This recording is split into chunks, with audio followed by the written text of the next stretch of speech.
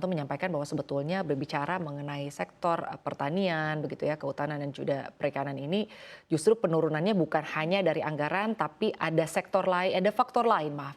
Nah faktor lainnya apa saja Pak Hermanto? Yang pertama memang adalah, ada faktor cuaca juga ya. Faktor cuaca itu, sangat mempengaruhi terhadap produksi ya, kemudian, dari pasar, global juga memang ada, kenaikan harga-harga, termasuk salah satunya adalah harga pupuk ya, dan akibat daripada kenaikan harga pupuk tentu saja subsidi juga terpengaruh atau dikurangi, dan beberapa pupuk yang tidak disubsidi tentu terjadi kenaikan harga pupuk tersebut ataupun input-input yang lain, dan itu mempengaruhi penggunaan pupuk dan akhirnya produksi.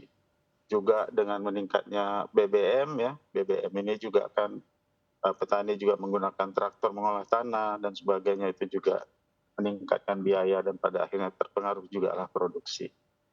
Baik Pak, terkait dengan beberapa tantangan yang tadi Bapak sampaikan begitu ya, anggaran yang menyusut, lalu juga subsidi juga yang dipangkas. Tapi jika kita bicara mengenai produktivitas hingga kesejahteraan petani, sebetulnya dampaknya seperti apa Pak dengan tantangan-tantangan yang tadi sudah disampaikan? Eee, Sebetulnya subsidi itu kan memang sesuatu yang memang dibutuhkan juga oleh petani ya. Jadi, harus ada alternatif lah. Mungkin misalnya katakan subsidi pupuk kimia memang berkurang sehingga harganya naik. Tapi kan juga, bisa diarahkan atau diberikan penyuluhan penggunaan pupuk organik atau pupuk, yang bisa diusahakan sendiri oleh para petani, itu satu.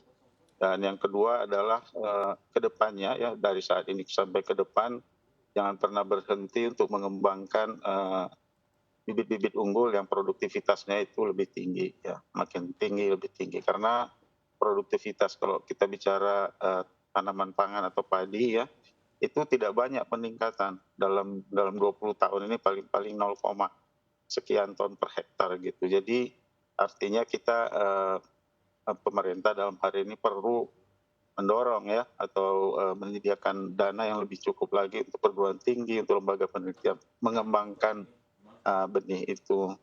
Kemudian terkait juga dengan beberapa tanaman pangan selain daripada padi misalnya ya. Jadi kita penggunaan bioteknologi termasuk salah satunya adalah benih GMO, itu juga udah harus didorong begitu ya. Karena sebetulnya kalau masih ada di antara masyarakat yang menolak penggunaan GMO, sebagai contoh, mmm, kedelai yang kita impor, ya, tempe yang kita makan dari kedelai yang diimpor itu sudah GMO sebetulnya. Kenapa misalnya untuk jagung dan sebagainya yang memang potensial digunakan, dan kebanyakan negara di dunia sudah menggunakannya, tetapi di kita masih belum. Nah, hal-hal seperti itu, pemanfaatan bioteknologi itu, apakah bioteknologi yang kita tinggal pakai karena memang sudah ada, ataukah yang kita akan kembangkan sendiri melalui riset-riset kita, itu perlu sekali untuk didorong. Baik, Pak Hermanto, menarik jika Bapak tadi membahas bahwa penggunaan bioteknologi ini memang harus didorong. Selama ini sebetulnya seperti apa Pak, para petani menilai dari kehadiran bioteknologi ini, Pak Hermanto?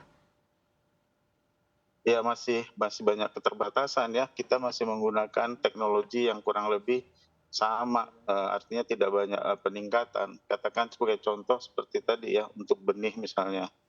Benih kita memang banyak penelitian, tetapi yang tadi saya katakan ya, dampaknya terhadap produktivitas itu, peningkatannya tipis-tipis saja gitu. Untuk di stasiun penelitian memang peningkatannya bisa besar, tapi begitu di scale up kepada para petani gitu ya, nah di sana mungkin, secara rata-rata peningkatannya masih terbatas. Artinya harus dikembangkan terus, dicari terus gitu, sampai ketemu, dan petani dalam hal ini, memang menggunakannya secara efektif.